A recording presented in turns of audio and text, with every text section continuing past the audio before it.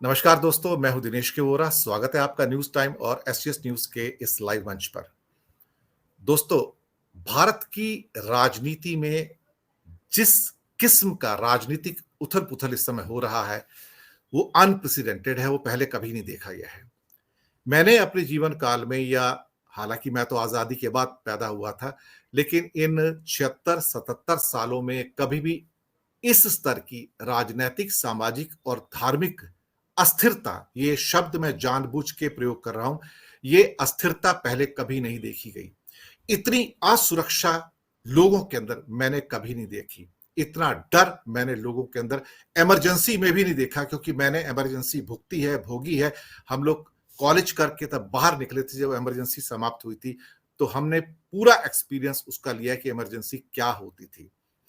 जो मीडिया में डर व्याप्त है, जो एग्जीक्यूटिव में डर व्याप्त है, जो जुडिशरी में डर व्याप्त है, जो लेजिस्लेचर में डर व्याप्त है, और पूरे समाज के अंदर जिस किस्म का वातावरण है, मैंने अपने जीवन काल में 66 वर्षों में कभी नहीं देखा है। ये भारत में एक किस्म का एक संक्रमण का दौर है। कहां लेकर जाएगा नहीं पता, क्या परिणाम होंगे नहीं पता, अनुमान लगाए जा सकते हैं। लेकिन शायद भारत की ये बदकिस्मती रही है जहां यहां पर बहुत अच्छे शासक आए और जिन्होंने, जो भारत के नागरिक हैं, उनको समझा, उनकी आकांक्षाओं को, सपनों को पूर्ण करने के लिए योजनाएं बनाई और उन तक पहुंची भी। और एक वक्त अब है, सिर्फ बातें होती हैं लेकिन यथार्थ में धरातल पर कुछ नहीं है। Bharatiya Janata party ruling party, उस पार्टी के अंदर भी जो इस समय उथल पुथल है, बेचैनी है, शायद वो आप महसूस ना कर पाए, लेकिन इस बेचैनी का स्तर बहुत ऊंचा है।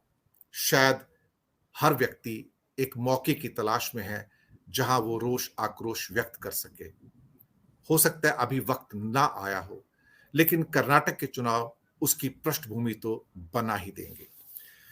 भारत में राजनीतिक, सामाजिक और आर्थिक अस्थिरता के इस टॉपिक के ऊपर बात करने के लिए आज हमारे साथ हिंदुस्तान की एक यंग वॉइस मौजूद है। जी हां, युवा आवाज 4 PM से अभिषेक कुमार, जाना पहचाना चेहरा, विश्लेषक भी हैं, एंकर भी हैं, और मुझे लगता है कि मैं भी उनसे काफी कुछ सीखता रहता हूं, खासतौर से इस युवा चेहरे से। अभिषेक, आपका बहुत बहुत स्वागत है न्यूज टाइम के मंच पर। मैं प्रश्न कुछ नहीं करूंगा आज आपसे। मैं जो इस समय देश के हालात हैं उसके ऊपर सबसे पहले आपकी ऑब्जर्वेशन चाहूंगा कि आप इस समय जो घट रहा है उसके बारे में क्या सोचते हैं, अभिषेक? सबसे पहले दिनेश बोरा जी, आपको बहुत बहुत धन्यवाद कि आपने अपने प्लेटफॉर्म पर मुझे बोलने का मौका दिया। और चूंकि विषय अपने आपने इतना वाइड रेंज है, आपके टॉपिक का इतना बड़ा विषय रखा है आपने, जिसमें सामाजिक, आर्थिक और राजनीतिक तौर पर जो बदलाव दिख रहे हैं, और निश्चित तौर पे नेगेटिव चेंजेस जिसमें ज्यादा है, पॉजिटिव चेंजेस आपको ढूंढने पे कम मिलेंगे। जो पिछले 7-8 सालों के माहौल को आप देखें तो विकृतियां सामाजिक स्तर पर भी दिख रही हैं, राजनीतिक स्तर पर भी दिख रही हैं, और उसके साथ साथ आर्थिक स्तर पर जो विकृतियां दिख रही है उसका तो आम आदमी भुक्तभोगी है, वो सबको दिख रहा है।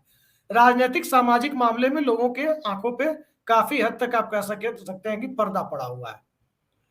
और ये बात मैं इसलिए कह रहा हूं कि हम लोगों ने जिस वक्त होश संभाला था, स्कूल में आए थे और थोड़ी बहुत बड़े लोगों को देखते थे कि वो टीवी देखते हैं, रेडियो सुनते हैं, और शासन सत्ता कैसे बदलती है, बनती है, उसकी छोटी सी वानगी मैं आपके सामने रखता हूं। इस देश में एक नेता को लगभग सारे राजनीतिक दलों ने, जो जिनको मिलाकर बहुमत का आंकड़ा पूरा होता था, उन लोगों ने मिलकर अपनी तरफ से प्रधानमंत्री चुना कि वो देश के प्रधानमंत्री पद की शपथ लेंगे। सब बड़े सम्मानित नेता थे। लेकिन उनकी पार्टी की जो सर्वोच्च नीति निर्धारक संस्था थी, पॉलिट ब्यूरो, उसने मना कर दिया कि हमारी पार्टी सरकार का हिस्सा नहीं बनेगी, क्योंकि हम सरकार का हिस्सा बनकर उन्हीं आर्थिक नीतियों को नहीं लागू करना चाहते जो हमारे एजेंडे के खिलाफ है। और उन नेताजी ने पार्टी की पोलित ब्यूरो के फैसले का सम्मान किया, अन्यथा उसका विरोध करके पार्टी तोड़ के प्रधानमंत्री बन सकते थे। तो इस तरह के आदर्शों को देखा गया है भारत की राजनीति में। बहुत सारी चीजें हैं देखी गई कि पार्टी के सर्वोच्च नेता के तौर पर, चाहे जितनी भी बड़ी प्रतिष्ठा किसी की रही हो, डिसेंट वॉइस को कभी दबाया नहीं गया।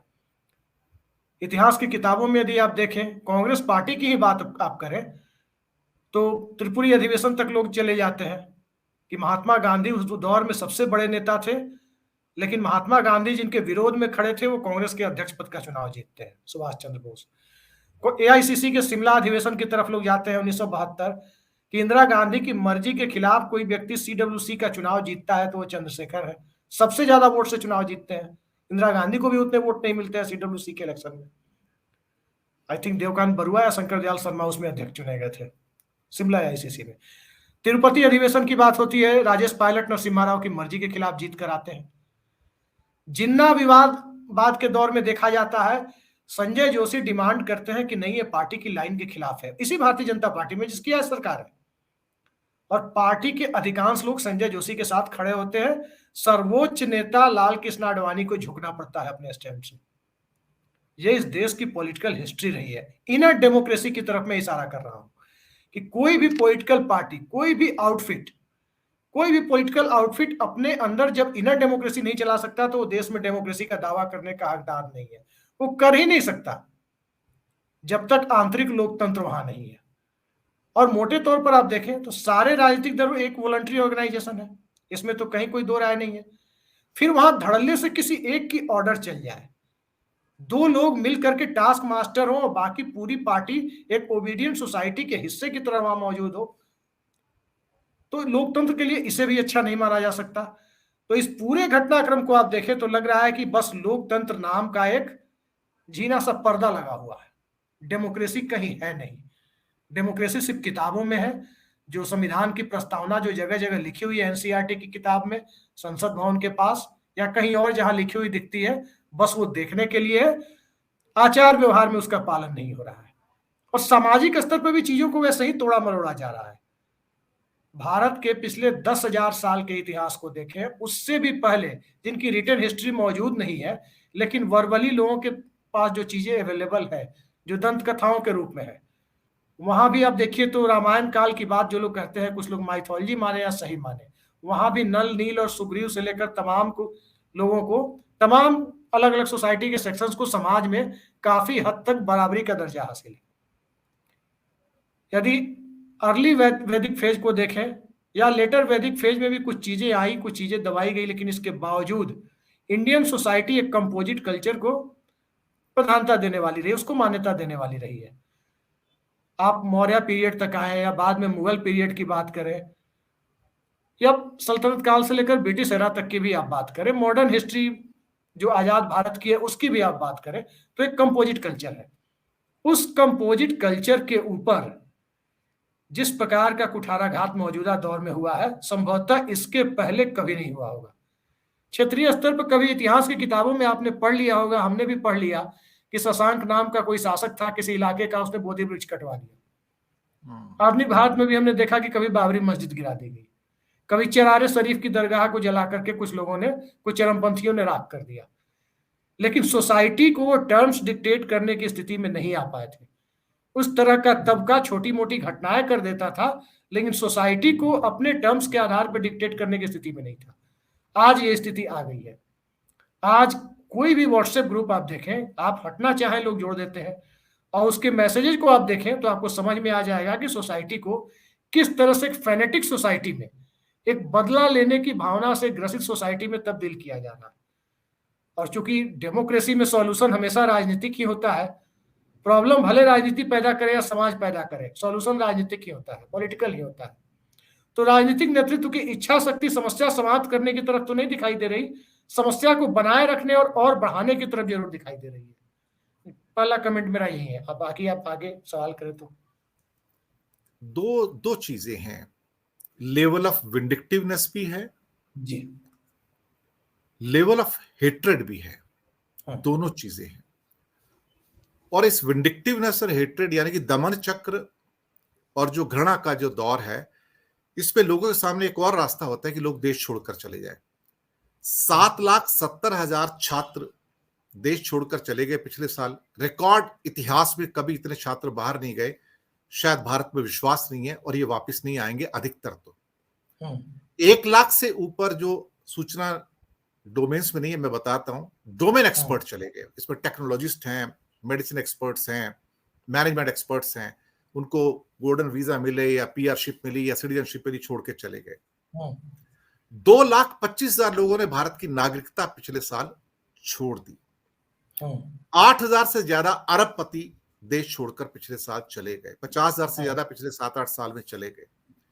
भारत के अंदर बढ़ता हुआ अविश्वास का ये एक आईना है, क्योंकि इस आईने के पीछे दमन का चक्र है और विंडिक्टिवनेस है। ये दो चीजें हैं। इस पर आपकी टिप्पणी चाहूंगा। देखिए, दमन चक्र और विंडिक्टिवनेस की भी बात आप कह रहे हैं, ये तो है ही, लेकिन इन सब के बीच आपको एक चीज और देखनी होगी। सोसाइटी का परसेप्शन जिस ढंग से हमारा बनता जा रहा है, यूं कहें कि सत्ताधीशों के संरक्षण में जिस प्रकार का बनाया जा रहा है, वो इस देश के लिए बहुत अच्छा नहीं है। जिस यूनिवर्सिटी से ही इंडिया में एक तो ढंग की यूनिवर्सिटी नहीं है, क्योंकि उसमें राजनीतिक हस्तक्षेप बहुत ज्यादा है। जो गिनी चुनी यूनिवर्सिटीज हैं, जहां से लोग नोबेल पुरस्कार पाते हैं, उन पर एंटी नेशनल का टैग लगा दिया जाता है। किस संस्था को आप इस देश में देख रहे हैं कि राजनीतिक हस्तक्षेप से मुक्त होकर काम करने दिया जा रहा है? और आप यहां छोड़िए, मौजूदा दौर में सत्ता के शीर्ष पर जो लोग बैठे हुए हैं, वही लोग एक दशक पहले एक राज्य की सत्ता के शीर्ष पर थे, और उस राज्य में इस एनडीडीबी भी था, national dairy development board, Amul. आपको याद होगा, भारत में श्वेत क्रांति के जनक वर्गीज कुरियन को किस प्रकार से ह्यूमिलिएट करके एनडीडीबी के चेयरमैन पद से हटाया गया था। वो पूरा प्रकरण सबको पता है। तो मेरिट को पूजने की जिस देश में परंपरा रही है, पूरी दुनिया में मेरिट को पूजा जाता है। ऋषि सुनक अच्छे अर्थशास्त्री हैं, उन पे लोगों को भरोसा था, सांसदों को भरोसा था। उनका धर्म नहीं देखा गया, उनकी जाति नहीं देखी गई, तब वो दुनिया का एक महान लोकतंत्र है। हम भी एक महान लोकतंत्र है, लेकिन हमारे इस महान लोकतंत्र में यदि ऐसी विकृतियां हैं, तो हम खुद को महान लोकतंत्र कहे जाने की स्थिति में नहीं है। जब हम वर्गीज कुरियन की इज्जत नहीं कर सकते, जब हम स्वामीनाथन साहब की इज्जत नहीं कर सकते, जब अमर्त्य सेन से भारत रत्न वापस लेने की बात इस देश में होती है, जहां द्रेज जैसे लोगों की कोई पूछ नहीं है, हार्वर्ड बनाम हार्ड वर्क की बातें कही जाती है और हार्ड वर्क के नाम पर कुछ दिखता नहीं है, और हार्वर्ड बनाने की बात तो छोड़ दीजिए, जो है उसका भी सत्यानाश किया जा रहा हो।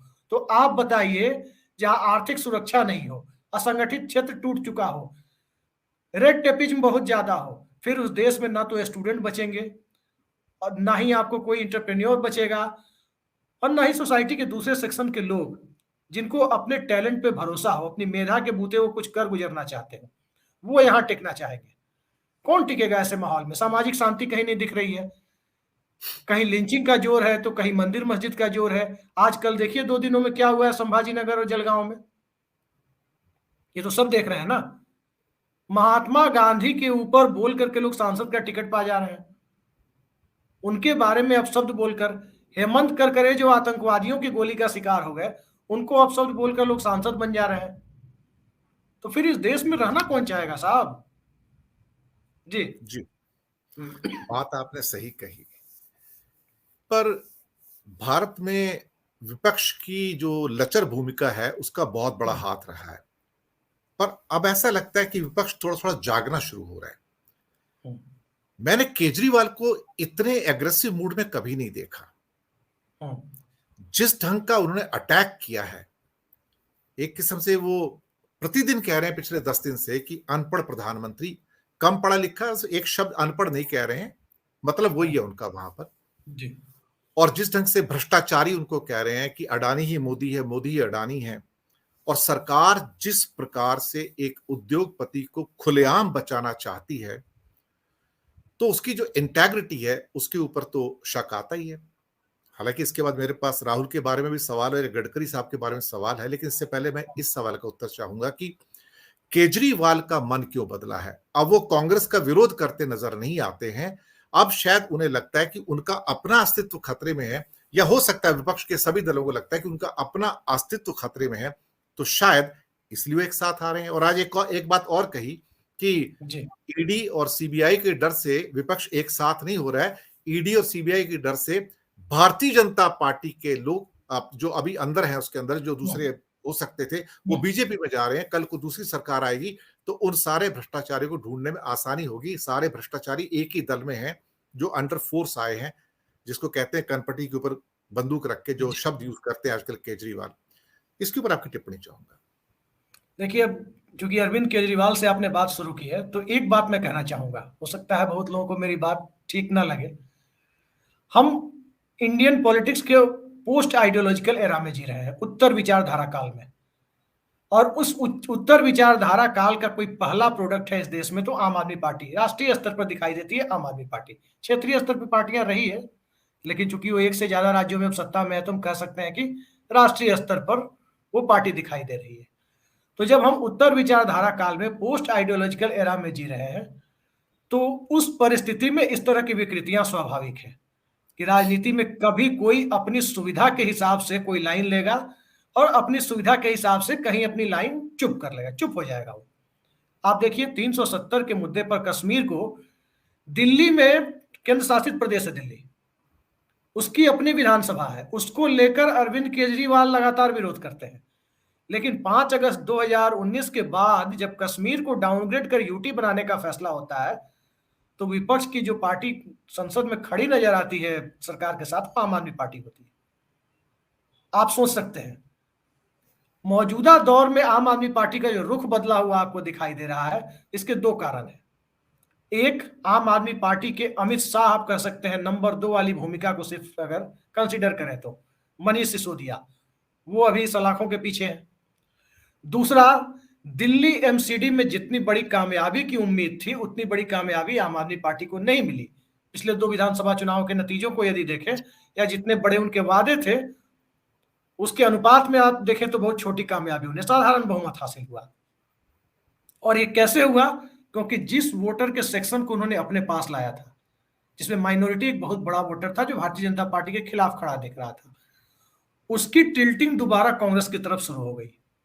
दिल्ली के एमसीडी चुनाव का एक साइन था। अब गुजरात का चुनाव भी हुआ। गुजरात के चुनाव में आम आदमी पार्टी पर बीजेपी की बी टीम होने का ठप्पा लगा।